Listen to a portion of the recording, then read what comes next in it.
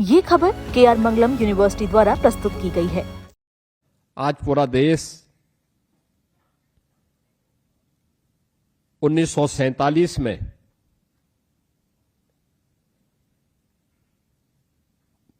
विभाजन की उस भीषण त्रासदी के स्मृति दिवस के साथ जुड़ा हुआ है, जो विश्व मानवता के इतिहास का सबसे काले अध्यायों में से एक है। जब करोड़ों हिंदुओं को अपने ही मातृभूमि से, अपनी ही जन्मभूमि से विस्थापित होना पड़ा था और लाखों की संख्या में हिंदू, सिख, बौद्ध, जैनी इनका कत्लेआम हुआ।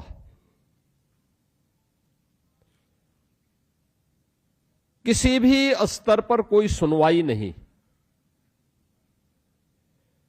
कोई सुनने वाला नहीं, कोई इस पीड़ा के प्रति अपनी संवेदना व्यक्त करने वाला नहीं।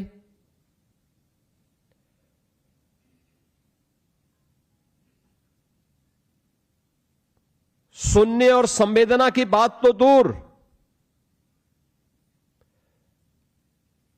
अपनी स्वयं की सत्ता प्राप्त होने की लिप्सा इस हद तक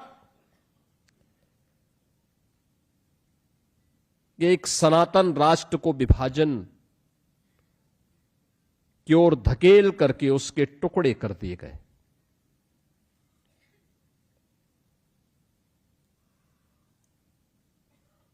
यानी भारत विभाजन की त्रासदी उसी दिवस की ओर हम सबका ध्यान आकर्षित कराती है। यह दिवस केवल एक स्मृति दिवस मात्र नहीं है, यह इतिहास के पन्नों को उलटने जैसा नहीं है। यह दिवस इतिहास के उन काले अध्यायों से हमें बहुत कुछ सीखने की एक प्रेरणा भी प्रदान कर रहा है।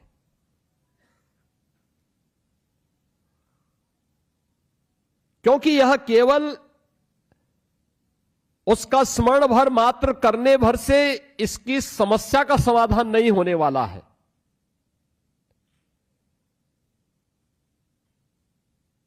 ये समस्या क्यों पैदा हुई, किन लोगों के कारण पैदा हुई, इसके कितने दोषियों को सजा दी गई और आखिर कब तक ये हिंदुस्तान इसकी कीमत चुकाता रहेगा। ये प्रश्न आज भी हम सबके सामने उसी मजबूती के साथ खड़े हुए हैं। और इसलिए इतिहास केवल परीक्षा का एक पाठ्यक्रम नहीं होता है। इतिहास गौरवशाली क्षणों पर गर्व की अनुभूति करने और अतीत की गलतियों को परिमार्जन करने का एक अवसर भी हमें देता है। और स्मृति दिवस के पीछे का भाव भी आदरणीय प्रधानमंत्री जी का यही रहा है। देश तो 1947 में आजाद हो गया। मैं भौचक था।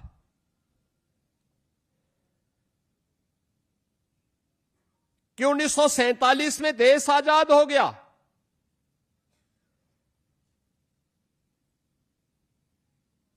पाकिस्तान समर्थकों ने जो भूभाग नहीं भी मांगा था, वह भूभाग पंजाब का हो या बंगाल का जबरदस्ती पाकिस्तान के हवाले कर दिया गया। हर व्यक्ति जानता है